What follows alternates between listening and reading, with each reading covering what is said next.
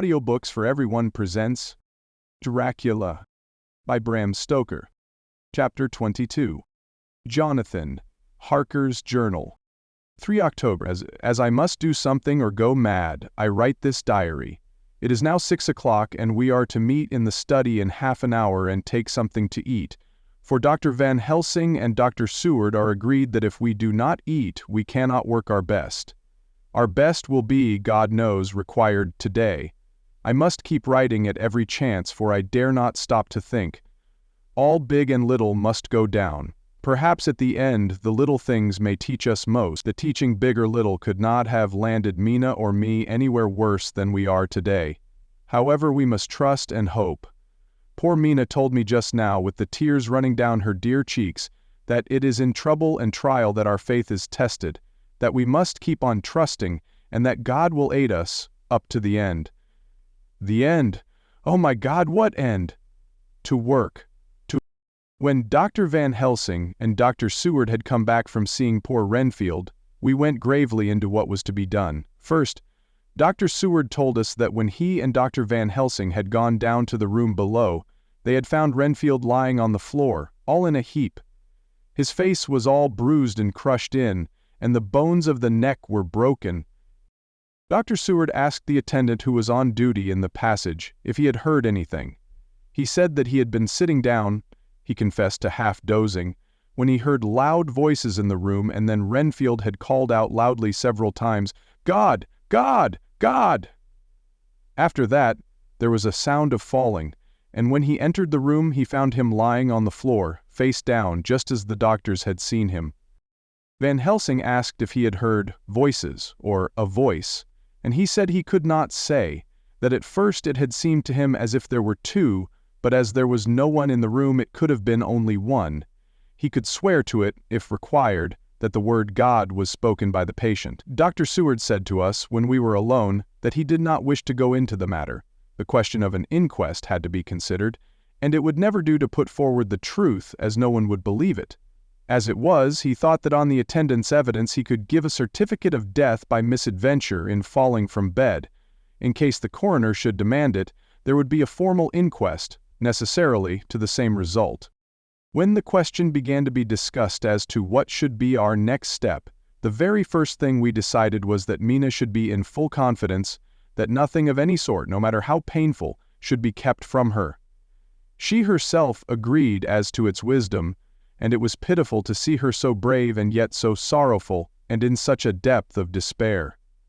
There must be no concealment, she said. Alas, we have had too much already, and besides there is nothing in all the world that can give me more pain than I have already endured, than I suffer now. Whatever may happen, it must be of new hope or of new courage to me.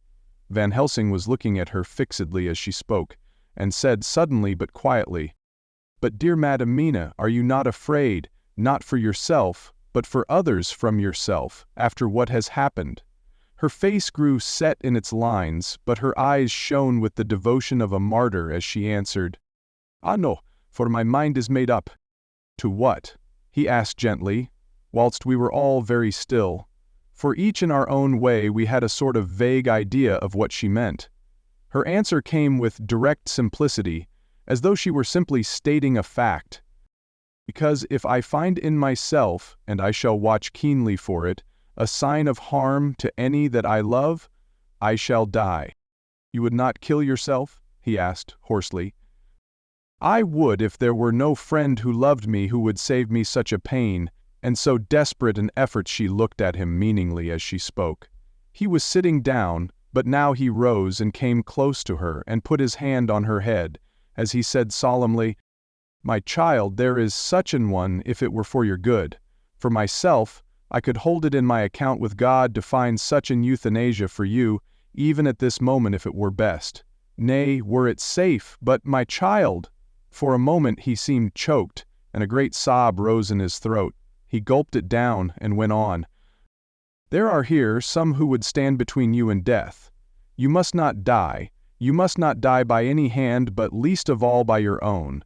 Until the other who has fouled your sweet life is true dead, you must not die, for if he is still with the quick undead, your death would make you even as he is. No, you must live. You must struggle and strive to live, though death would seem a boon unspeakable. You must fight death himself, though he come to you in pain or in joy, by the day or the night, in safety or in peril. On your living soul I charge you that you do not die, nay, nor think of death, till this great evil be past. The poor dear grew white as death and shook and shivered, as I have seen a quicksand shake and shiver at the incoming of the tide. We were all silent. We could do nothing. At length she grew more calm, and turning to him said sweetly, but oh so sorrowfully, as she held out her hand, "I promise you, my dear friend, that if God will let me live, I shall strive to do so, till, if it may be in His good time, this horror may have passed away from me." She was so good and brave that we all felt that our hearts were strengthened to work and endure for her, and we began to discuss what we were to do. I told her that she was to have all the papers in the safe, and all the papers or diaries and phonographs we might hereafter use, and was to keep the record as she had done before. She was pleased with the prospect of anything to do, if pleased could be used in connection with so grim an interest. As usual, Van Helsing had thought ahead of everyone else and was prepared with an exact ordering of our work. "It is perhaps well," he said, "that at our meeting after our visit to Carfax, we decided not to do anything with the earth boxes that lay there. Had we done so, the Count must have guessed our purpose, and would doubtless have taken measures in advance to frustrate such an effort with regard to the others. But now he does not know our intentions. Nay, more, in all probability, he does not know that such a power exists to us as can sterilize his lairs, so that he cannot use them as of old. We are now so much further advanced in our knowledge as to their disposition, that, when we have examined the house in Piccadilly, we may track the very last of them. Today, then, is ours, and in it rests our hope. The sun that rose on our sorrow this morning guards us in its course. Until it sets, tonight, that monster must retain whatever form he now has. He is confined within the limitations of his earthly envelope. He cannot melt into thin air, nor disappear through cracks or chinks or crannies. If he go through a doorway, he must open the door like a mortal, and so we have this day to hunt out all his lairs and sterilize them. So we shall, if we have not yet catch him and destroy him, drive him to bay in some place where the catching and the destroying shall be in time sure." Here I started up, for I could not contain myself at the thought that the minutes and seconds so preciously laden with Mina's life and happiness were flying from us, since whilst we talked action was impossible. But Van Helsing held up his hand warningly. "Nay, friend Jonathan," he said, "in this, the quickest way home is the longest. So your proverbs say, we shall all act, and act with desperate quick, when the time has come. But think, in all probable the key of the situation is in that house, in Piccadilly. The Count may have many houses which he has bought.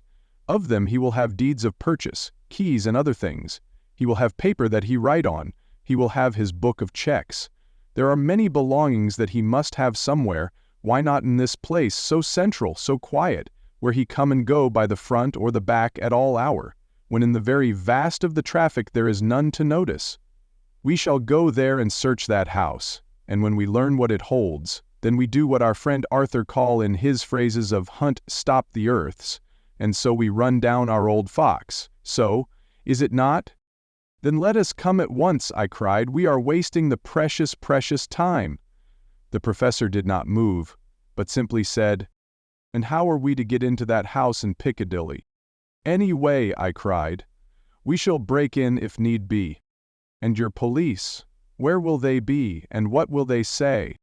I was staggered, but I knew that if he wished to delay he had a good reason for it, so I said, as quietly as I could, "Don't wait more than need be. You know, I am sure, what torture I am in." "Ah, my child, that I do, and indeed there is no wish of me to add to your anguish. But just think, what can we do, until all the world be at movement? Then will come our time.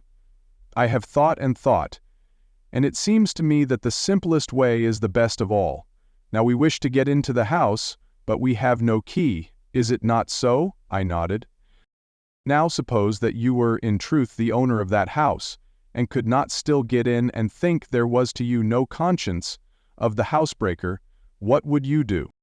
I should get a respectable locksmith and set him to work to pick the lock for me. And your police, they would interfere, would they not? Oh no, not if they knew the man was properly employed. Then he looked at me as keenly as he spoke. All that is in doubt is the conscience of the employer, and the belief of your policeman as to whether or no that employer has a good conscience or a bad one. Your police must indeed be zealous men, and clever, oh so clever, in reading the heart, that they trouble themselves in such matter. No, no, my friend Jonathan, you go take the lock off 100 empty house in this your London, or of any city in the world, and if you do it as such things are rightly done, and at the time such things are rightly done, no one will interfere. I have read of a gentleman who owned a so fine house in London, and when he went for months of summer to Switzerland and lock up his house, some burglar came and broke window at back and got in. Then he went and made open the shutters in front and walk out and in through the door, before the very eyes of the police. Then he have an auction in that house and advertise it, and put up big notice, and when the day come he sell off by a great auctioneer all the goods of that other man who owned them. Then he go to a builder and he sell him that house, making an agreement that he pull it down and take all away within a certain time, and your police and other authority help him all they can. And when that owner come back from his holiday in Switzerland he find only an empty hole where his house had been. This was all done en règle, and in our work we shall be en règle too. We shall not go so early that the policemen who have then little to think of shall deem it strange, but we shall go after 10 o'clock, when there are many about, and such things would be done were we indeed owners of the house. I could not but see how right he was, and the terrible despair of Mina's face became relaxed a thought. There was hope in such good counsel. Van Helsing went on. When once within that house we may find more clues. At any rate some of us can remain there whilst the rest find the other places where there be more earth boxes, at Bermondsey and Mile End. Lord Godalming stood up. I can be of some use here, he said. I shall wire to my people to have horses and carriages where they will be most convenient. Look here, old fellow, said Morris. It is a capital idea to have all ready in case we want to go horsebacking. But don't you think that one of your snappy carriages with its heraldic adornments in a byway of Walworth or Mile End would attract too much attention for our purposes? It seems to me that we ought to take cabs when we go south or east, and even leave them somewhere near the neighborhood we are going to. Friend Quincy is right, said the professor. His head is what you call in plane with the horizon. It is a difficult thing that we go to do, and we do not want no peoples to watch us if so it may. Mina took a growing interest in everything, and I was rejoiced to see that the exigency of affairs was helping her to forget for a time the terrible experience of the night. She was very, very pale, almost ghastly, and so thin that her lips were drawn away, showing her teeth in somewhat of prominence. I did not mention this last, lest it should give her needless pain, but it made my blood run cold in my veins to think of what had occurred with poor Lucy when the Count had sucked her blood. As yet there was no sign of the teeth growing sharper, but the time as yet was short, and there was time for fear. When we came to the discussion of the sequence of our efforts and of the disposition of our forces, there were new sources of doubt. It was finally agreed that before starting for Piccadilly we should destroy the Count's lair close at hand. In case he should find it out too soon, we should thus be still ahead of him in our work of destruction, and his presence in his purely material shape and at his weakest might give us some new clue.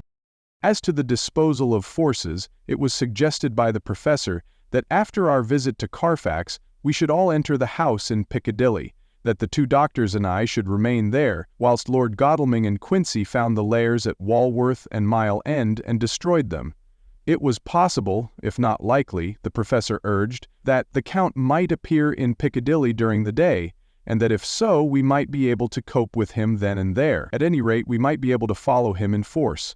To this plan I strenuously objected, and, so far as my going was concerned, for I said that I intended to stay and protect Mina, I thought that my mind was made up on the subject, but Mina would not listen to my objection. She said that there might be some law matter in which I could be useful, that amongst the Count's papers might be some clue which I could understand out of my experience in Transylvania. and that, as it was, all the strength we could muster was required to cope with the Count's extraordinary power. I had to give in, for Mina's resolution was fixed. She said that it was the last hope for her that we should all work together. As for me, she said, I have no fear. Things have been as bad as they can be, and whatever may happen must have in it some element of hope or comfort. Go, my husband. God can, if he wishes it, guard me as well alone as with anyone present. So I started up, crying out, Then in God's name let us come at once, for we are losing time. The Count may come to Piccadilly earlier than we think. Not so, said Van Helsing, holding up his hand. But why? I asked. Do you forget, he said, with actually a smile, that last night he banqueted heavily and will sleep late? Did I forget? Shall I ever? Can I ever? Can any of us ever forget that terrible scene? Mina struggled hard to keep her brave countenance, but the pain overmastered her and she put her hands before her face and shuddered whilst she moaned. Van Helsing had not intended to recall her frightful experience. He had simply lost sight of her and her part in the affair in his intellectual effort. When it struck him what he said, he was horrified at his thoughtlessness and tried to comfort her. Oh, Madam Mina, he said, dear, dear Madam Mina, alas, that I of all who so reverence you should have said anything so forgetful. These stupid old lips of mine and this stupid old head do not deserve so, but you will forget it, will you not? He bent low beside her as he spoke. She took his hand and, looking at him through her tears, said hoarsely, No, I shall not forget, for it is well that I remember, and with it I have so much in memory of you that is sweet, that I take it all together. Now you must all be going soon, breakfast is ready, and we must all eat, that we may be strong. Breakfast was a strange meal to us all. We tried to be cheerful and encourage each other, and Mina was the brightest and most cheerful of us. When it was over, Van Helsing stood up and said, Now, my dear friends, we go forth to our terrible enterprise. Are we all armed, as we were on that night when first we visited our enemy's lair, armed against ghostly as well as carnal attack? We all assured him, Then it is well. Now, Madam Mina, you are in any case quite safe here until the sunset, and before then we shall return, if... We shall return, but before we go let me see you armed against personal attack. I have myself, since you came down, prepared your chamber by the placing of things of which we know, so that he may not enter. Now let me guard yourself. On your forehead I touch this piece of sacred wafer, in the name of the Father, the Son, and... There was a fearful scream which almost froze our hearts to hear. As he had placed the wafer on Mina's forehead, it had seared it, had burned into the flesh as though it had been a piece of white-hot metal. My poor darling's brain had told her the significance of the fact as quickly as her nerves received the pain of it, and the two so overwhelmed her that her overwrought nature had its voice in that dreadful scream. But the words to her thought came quickly. The echo of the scream had not ceased to ring on the air when there came the reaction, and she sank on her knees on the floor in an agony of abasement. Pulling her beautiful hair over her face, as the leper of old his mantle, she wailed out, Unclean, unclean, even the Almighty shuns my polluted flesh. I must bear this mark of shame upon my forehead until the judgment day. They all paused. I had thrown myself beside her in an agony of helpless grief, and putting my arms around, held her tight. For a few minutes our sorrowful hearts beat together, whilst the friends around us turned away their eyes that ran tears silently. Then Van Helsing turned and said gravely, so gravely that I could not help feeling that he was in some way inspired, and was stating things outside himself. It may be that you may have to bear that mark, till God himself see fit, as he most surely shall, on the judgment day, to redress all wrongs of the earth and of his children that he has placed thereon. And oh, Madam Mina, my dear, may we who love you be there to see, when that red scar, the sign of God's knowledge of what has been, shall pass away, and leave your forehead as pure as the heart we know, for so surely as we live, that scar shall pass away, when God sees right to lift the burden that is hard upon us. Till then we bear our cross, as his Son did in obedience to his will. It may be that we are chosen instruments of his good pleasure, and that we ascend to his bidding as that other through stripes and shame, through tears and blood, through doubts and fears, and all that makes the difference between God and man. There was hope in his words and comfort, and they made for resignation.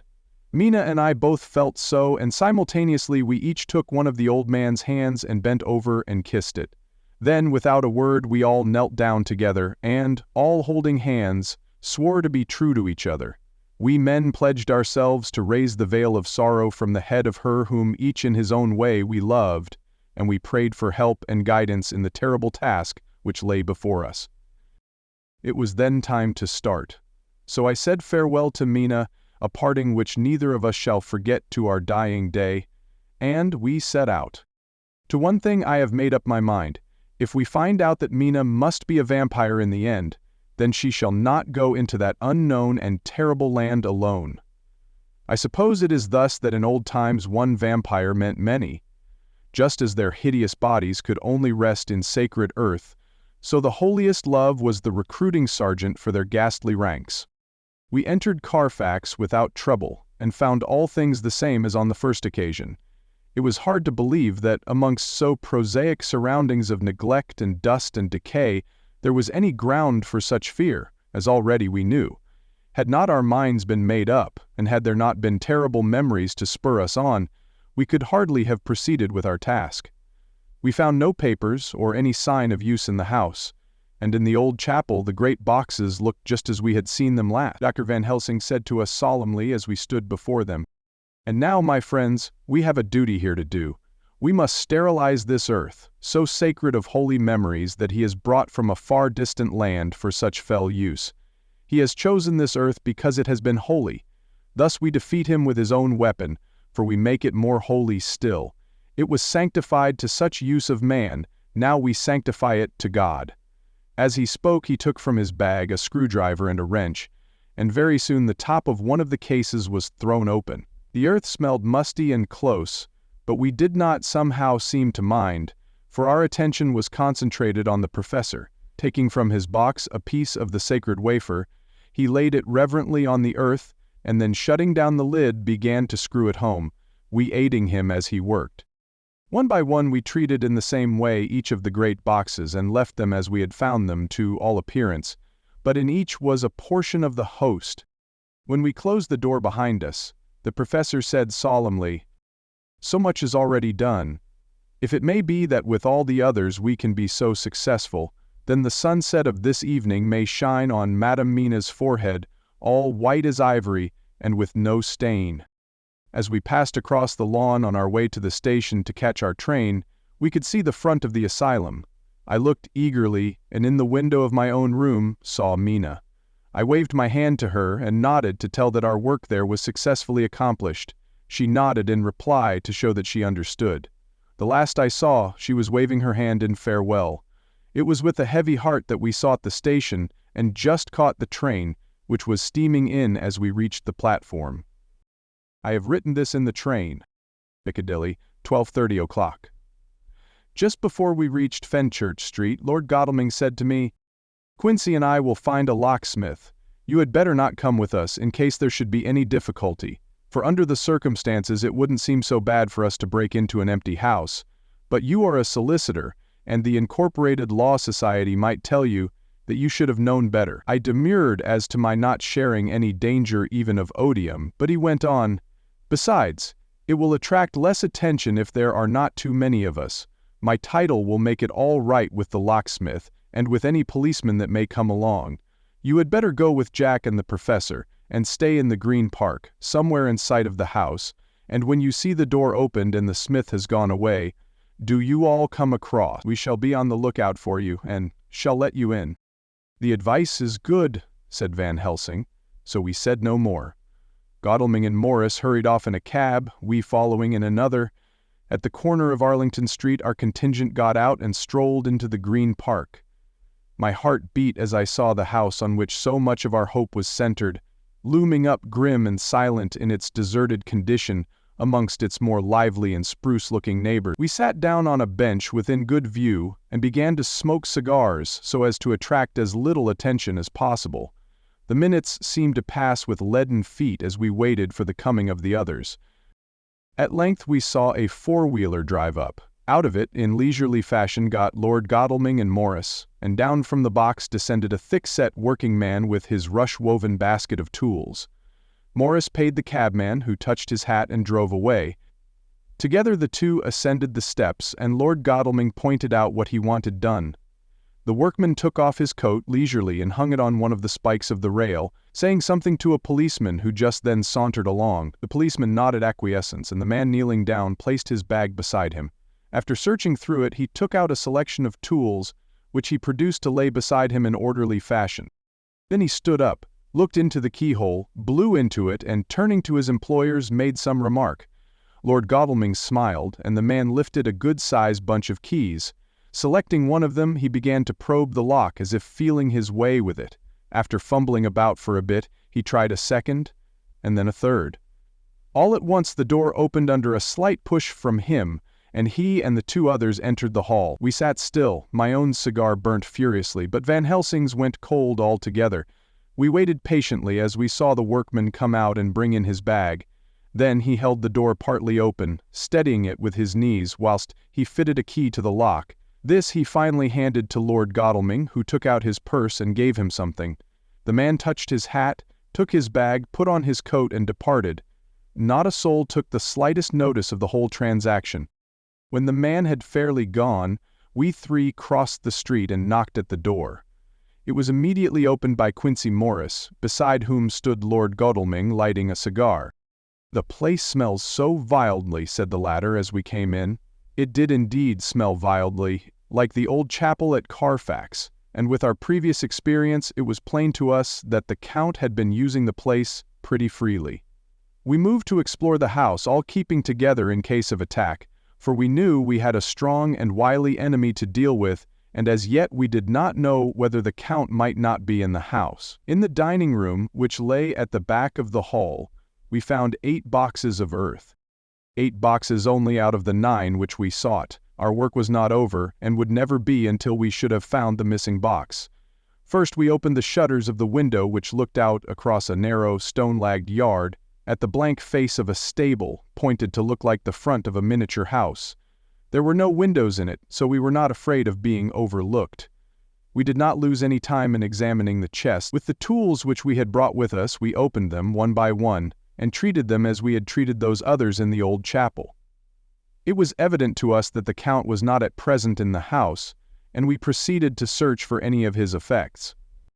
After a cursory glance at the rest of the rooms, from basement to attic, we came to the conclusion that the dining room contained any effects which might belong to the Count, and so we proceeded to minutely examine them.